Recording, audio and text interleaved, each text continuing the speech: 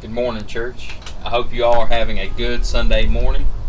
Today's text comes from John chapter 14, starting at verse 34. Hear the word of the Lord this morning.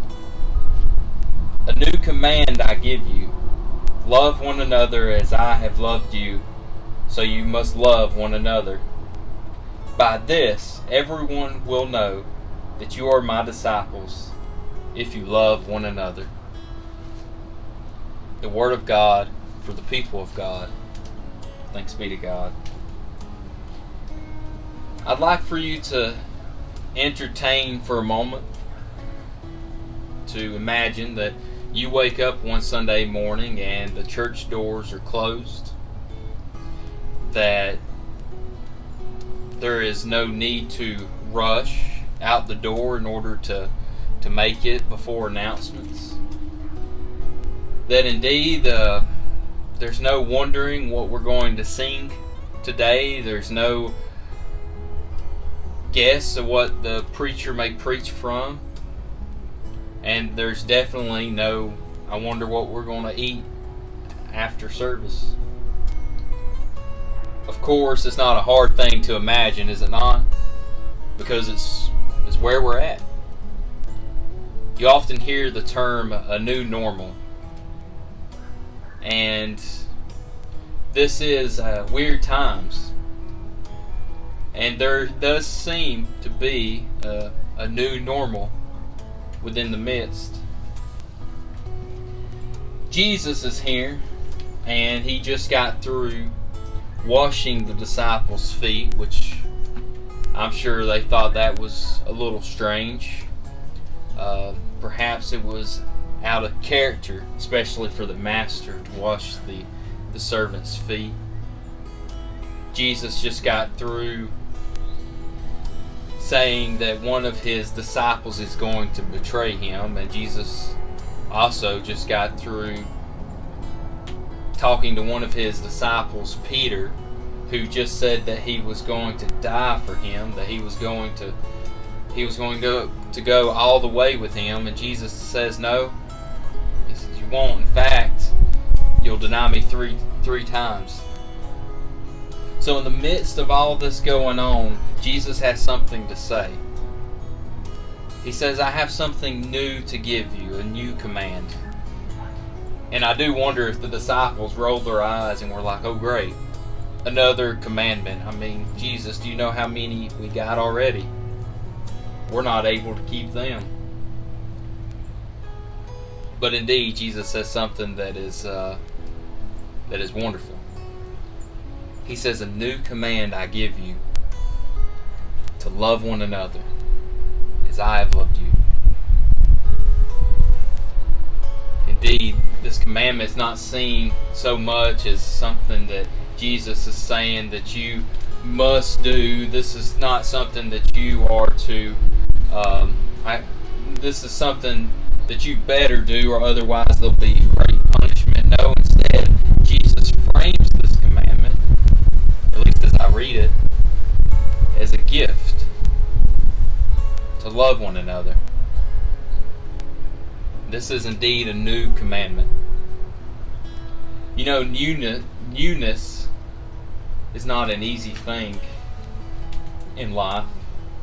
Sometimes new things we invite into our life and we prepare for, and they're great things. But other times, newness can bring hardship. It can bring about a change that is difficult, and sometimes new things can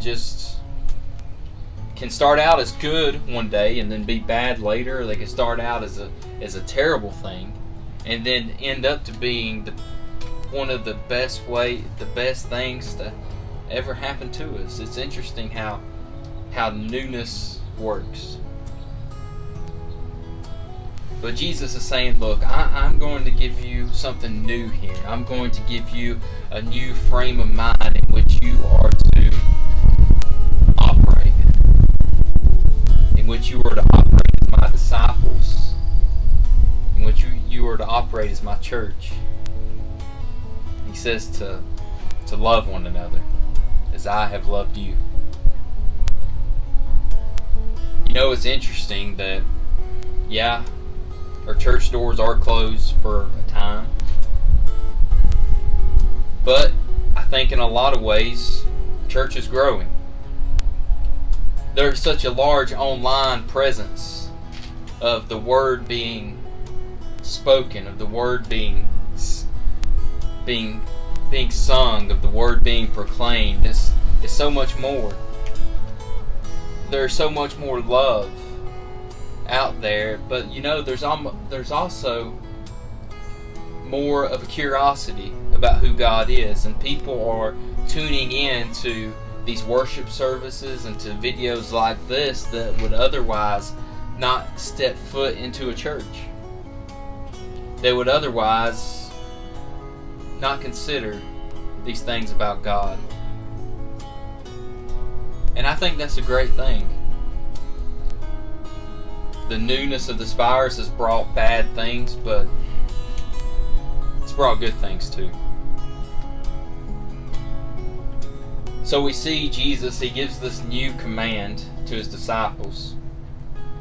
And he says to love one another as I have loved you, so you must love one another. How did Jesus love? Well, Jesus loved in many ways, sacrificially, right? Sometimes he had tough love. But in all the ways that he loved his disciples, he loved them as friends. He loved them as family. He loved them with holy love. And what I see holy love as being is a love that is not bent towards the self-will. It's not a love that I'm not going to love something in order to get something in return. That rather this holy love is a witness to who God is. And so what we see now is that yes, church doors are closed, and in a sense the walls that have divided us are temporarily down. And that Jesus, he goes further, not to just give this command, but he says, they will be, by this love, you will be identified as my follower, as my disciple. That if you love one another. Church, there is a tendency to get so wrapped up in our tradition. Tradition's a beautiful thing. Doctrine and things of that nature are beautiful things, but it is so easy in this life, especially if you've grown up in the church or you've been in the church a little while, to be caught up in the traditions, to be caught up in the things that are important, but ultimately may not matter as much, and to lose sight of what it means to be the church. See, what it means to be the church is not to be perfect, it's not to have it all together. What it means to be the church doesn't mean that you have a perfect family, but indeed what it means to be the church, it means that you are loved and that you share love, that you love your neighbor, that you even love your enemy. Why? Because God first loved us. We remember in the Gospels of the story where there are 4,000 people and Jesus is teaching them and their tummy begins to rumble. The disciples go to Jesus and be like, look, Lord, these people that are here to listening to you are hungry. And Jesus says something interesting. He says, you give them something to eat. You give them something to eat. So the disciples gather up what they could, just a couple fish and a few loaves, and they give them to Jesus. Then Jesus performs the miracle of multiplication, where he multiplies this to be more than enough. But I want you to look at that text again, because Jesus doesn't directly give it to the people after he multiplies it. Rather, he gives it first to his disciples. And then his disciples give it to the people. See, I think the reason why the church is growing like it is because the love that's within the church, the people that are out there playing instruments online, that are singing, that are preaching online, that are doing the best they can, and not just online but also writing letters to people, putting words of encouragement on poster boards, and maybe doing a parade by their house.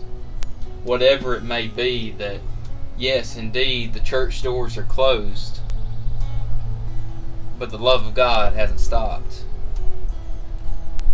In fact, the love of God has increased in many ways. That people are finding ways, that believers are finding ways, new ways to love. It is indeed a beautiful thing. So, here we are in this new normal. Jesus had a new normal for his disciples, and it was going to be centered on love. And that was going to involve a lot of things. It was going to involve them forgiving people that they didn't want to forgive. It was going to involve going places that perhaps they may not want to go. But let this new normal that we're in now not just be an inconvenience because we can't go to the restaurant, or we can't go to the movies, or we all have either long hair or messed up, or not a messed up hairdo, but perhaps an entry level haircut from a barber there. Basically, I guess what I'm saying, let's not just leave this new normal with being inconvenienced, cabin fever, and a bad haircut.